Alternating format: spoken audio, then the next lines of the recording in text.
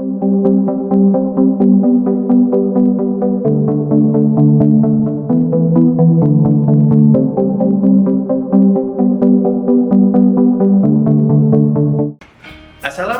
warahmatullahi wabarakatuh. Salam sejahtera untuk kita semua. Saya Dr. Ivan Eka Putra Nasution, peserta pelatihan kepemimpinan administrator PPSDM Regional Bukit Tinggi Angkatan ke-4 tahun 2024. Pada kesempatan kali ini, izinkan saya untuk memaparkan tentang integrasi nilai Pancasila dalam kepemimpinan rumah sakit untuk meningkatkan nasionalisme dan kualitas layanan kesehatan. Ini adalah peta Indonesia. Sebagai seorang warga negara, sudah sewajarnya kita harus mengenal dan memiliki pemahaman yang besar terkait tentang negara kita. Pemahaman ini akan muncul ketika kita memahami apa itu yang dimaksud tentang wawasan kebangsaan, sehingga akan muncul rasa nasionalisme dan juga cinta tanah air. Yang menjadi latar belakang permasalahan adalah seberapa besar rasa cinta tanah air dan nasionalisme itu dapat tumbuh. Di sisi lain, ada Pancasila sebagai ideologi negara kita, pandangan kita yang memberikan berbagai macam nilai yang dapat kita adopsi ke dalam proses kepemimpinan. Baik itu kepemimpinan secara umum yang kita kenal sebagai kepemimpinan Pancasila ataupun kepemimpinan di rumah sakit. Rumah sakit sebagai salah satu sarana pelayanan publik sudah sewajarnya memang harus menerapkan nilai-nilai Pancasila dan juga nasionalisme di dalam setiap proses pelayanan yang diberikan. Yang menjadi pertanyaan, berapa besar nilai kepemimpinan Pancasila dan nasionalisme dalam konteks rumah sakit? Inilah yang coba akan saya paparkan kepada teman-teman melalui video ini. Teori memang mudah, teman-teman. Tapi kenyataannya untuk menerapkan nilai-nilai kepemimpinan Pancasila dan juga nasionalisme di organisasi pelayanan publik tentu kita dihadapkan dengan berbagai masalah. Yang pertama, masalah terkait kesadaran dan juga pemahaman Pancasila yang berbeda antara konsep yang ada dengan teori. Kemudian kurangnya budaya organisasi, di mana kondisi banyak organisasi pelayanan publik yang belum menerapkan budaya organisasinya itu berlandaskan dari nilai-nilai Pancasila. Masalah lainnya adalah kita kekurangan pimpinan yang inspiratif yang dapat mengarahkan setiap orang agar menerapkan nilai-nilai Pancasila di dalam setiap tugas pelayanan yang diberikan.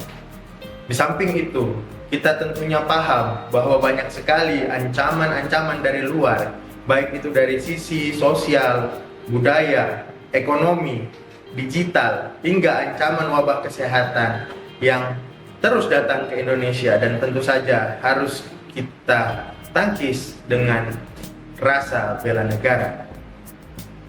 Dari sisi internal juga ada masalah yang muncul, di mana terdapat oknum ataupun orang-orang yang resisten ataupun menolak perubahan. Selain itu, kurangnya sumber daya manusia juga menjadi salah satu masalah ketika kita akan berusaha mengimplementasikan nilai-nilai Pancasila dalam organisasi publik. Adapun tujuan yang akan coba kami paparkan selama beberapa menit ke depan itu adalah untuk mengidentifikasi metode integrasi nilai-nilai Pancasila dalam kepemimpinan rumah sakit. Kemudian yang kedua adalah untuk menganalisis dampak integrasi nilai-nilai Pancasila terhadap kualitas pelayanan kesehatan. Dan tujuan yang terakhir untuk menjelaskan cara kepemimpinan berbasis Pancasila dapat meningkatkan nasionalisme. Beberapa manfaat yang mungkin dapat teman-teman ataupun rekan-rekan ambil dari video ini adalah bisa menjadi panduan bagi rumah sakit untuk mengimplementasikan nilai-nilai Pancasila ke dalam setiap program ataupun kegiatan yang ada di rumah sakit. Selain itu, video ini juga bisa menjadi wawasan akademis, literasi kepemimpinan, dan tentu saja manfaat utama yang coba kita ambil di sini adalah peningkatan untuk pelayanan kesehatan dan juga tumbuhnya rasa nasionalisme. Kita berangkat dari sebuah kerangka teori yang memiliki 4 komponen utama. Ya, komponen yang pertama itu adalah model kepemimpinan rumah sakit yang dikembangkan di Duke University. Ya. Model ini memberikan gambaran bahwa seorang pimpinan di rumah sakit itu harus, yang pertama sekali itu harus berfokus kepada pasien. Kemudian dia harus memiliki nilai integritas, bekerja sama, tanpa pamrih, berpikir kritis, dan juga nilai-nilai terkait dengan kecerdasan emosional.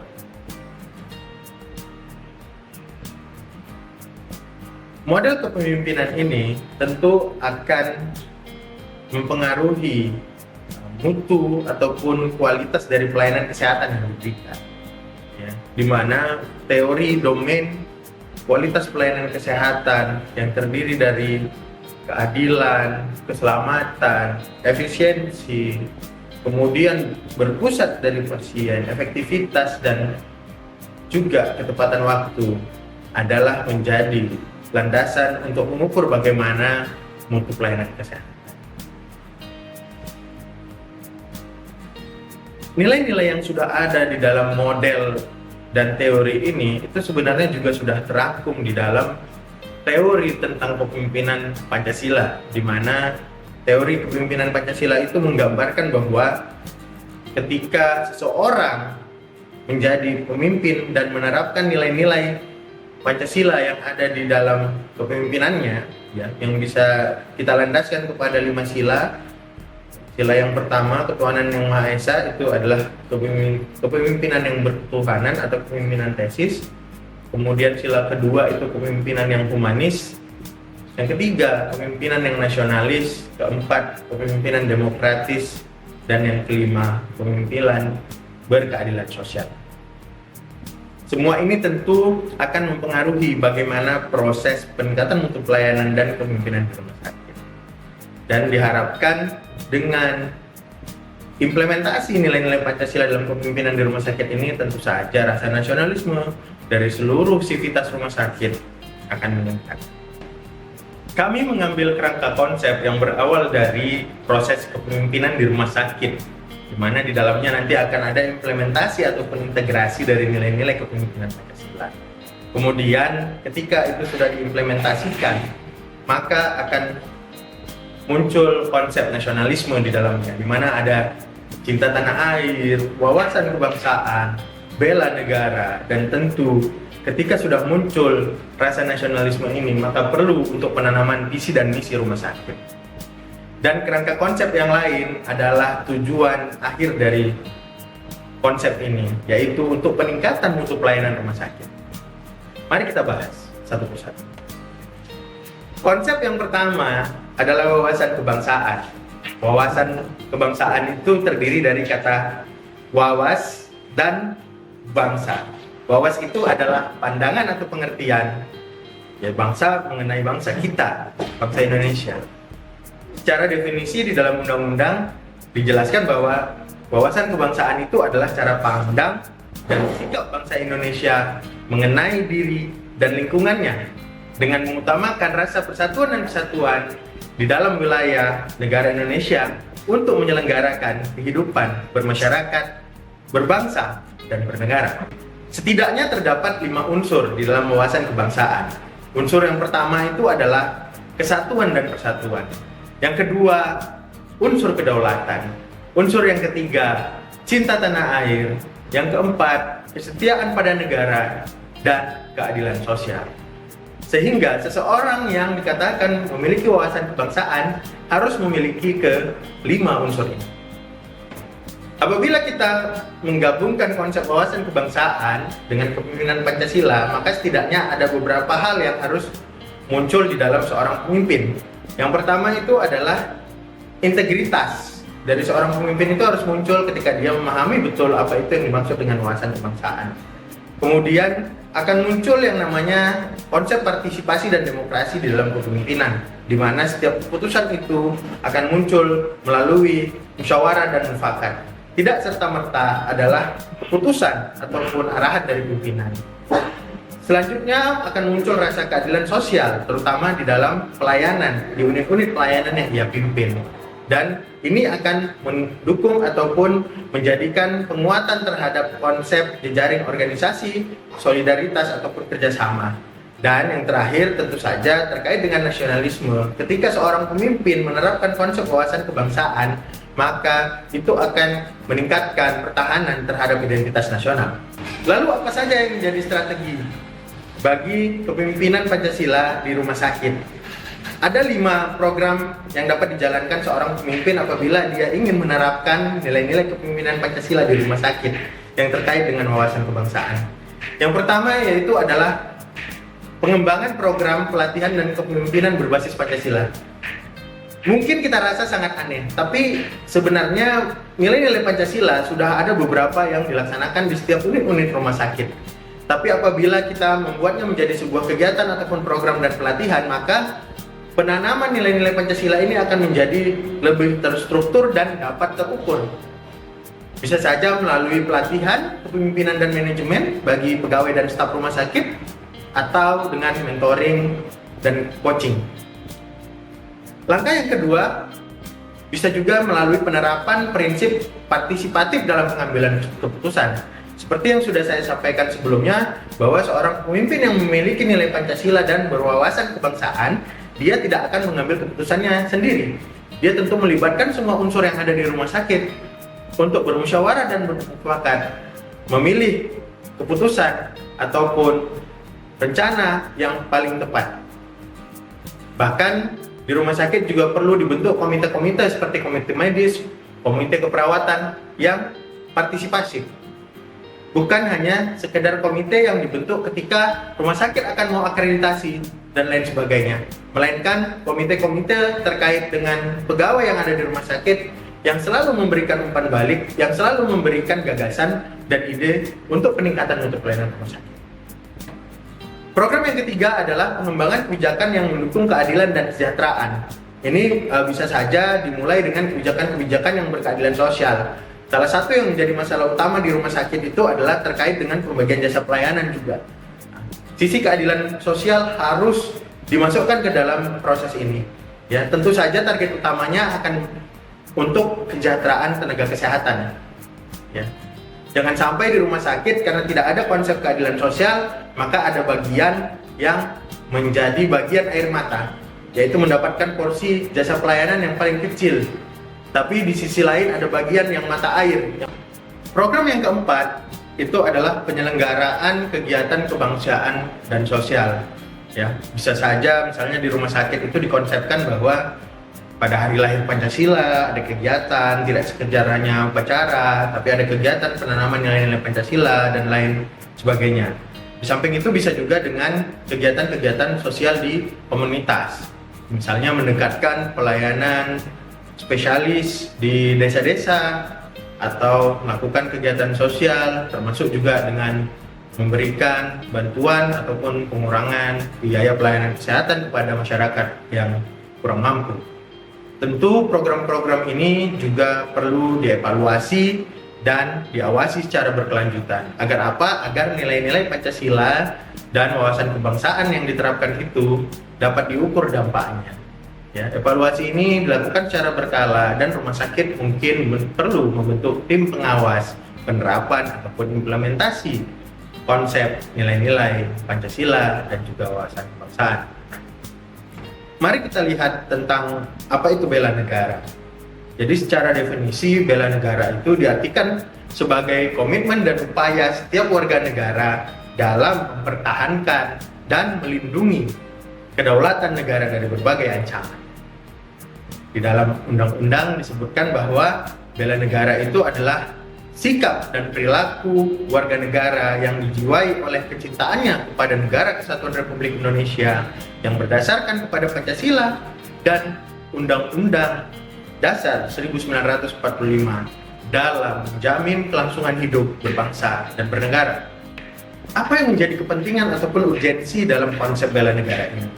Jadi ada faktor ketahanan nasional di sana, di mana konsep bela negara ini mengharuskan setiap warga negara itu untuk menangkis ancaman-ancaman yang ada dari eksternal dan juga ancaman-ancaman internal. Kemudian harus ada partisipasi dari warga negara. Untuk apa? Untuk tercapainya pembangunan nasional dan terbentuknya karakter dan moral bangsa. Bila kita gabungkan ataupun kita integrasikan seluruh komponen tadi, yaitu ada nilai-nilai Pancasila, kemudian ada wawasan kebangsaan, bela negara di dalam kepemimpinan Pancasila di rumah sakit, maka kami menghimpun bahwa masing-masing dari nilai kepemimpinan Pancasila itu akan mewujudkan sifat dan perilaku pemimpin di rumah sakit. Mungkin misalnya pada konsep sila yang pertama yaitu kepemimpinan yang berketuhanan yang Maha Esa atau kepemimpinan tesis, di sana akan memunculkan nilai integritas moral yang tinggi, adil, jujur, etika profesi terjaga, menghormati kebebasan beragama, dan akan terbentuk lingkungan kerja dengan nilai agama dan spiritual. Kemudian kepemimpinan yang humanis, ini tentu akan memunculkan pendekatan-pendekatan empati, perlakuan adil dan beradab, suasana kerja yang inklusif, pengembangan profesionalisme, kepribadian, pegawai dan staf, dan perawatan yang penuh perhatian dan rasa saling menghormati. Di konsep kepemimpinan nasionalis akan menyatukan seluruh elemen rumah sakit, mendorong kerjasama dan kolaborasi, lingkungan kerja yang harmonis, menumbuhkan rasa nasionalisme dan cinta tanah air, serta akan memberikan pelayanan kesehatan yang terbaik. Di sila keempat, kepemimpinan demokrasi, tentu seperti yang sudah kita sampaikan sebelumnya, ini akan memunculkan dialog dan musyawarah. Pimpinan di rumah sakit juga akan terbuka terhadap masukan dan saran. Akan terjadi proses diskusi yang konstruktif. Muncul nilai transparansi dan akuntabilitas, dan keputusan-keputusan yang diambil tentu akan bijaksana serta adil.